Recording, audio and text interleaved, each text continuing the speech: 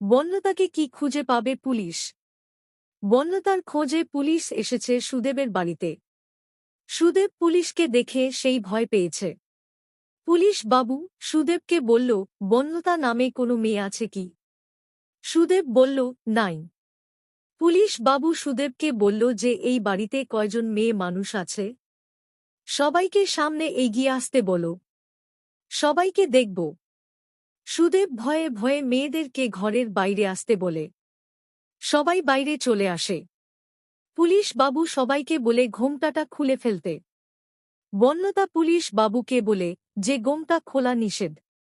Police বাবু সুদেবের মাকে ছবি দেখিয়ে বলে যে এই মেয়েকে চিনতে পারছেন কিনা। সুদেবের মা বাবা ছবি দেখে চিনে ফেলেছে ছবিটি হল বন্যতার। সুদেবের মা ভয়ে চুপ করে আছে।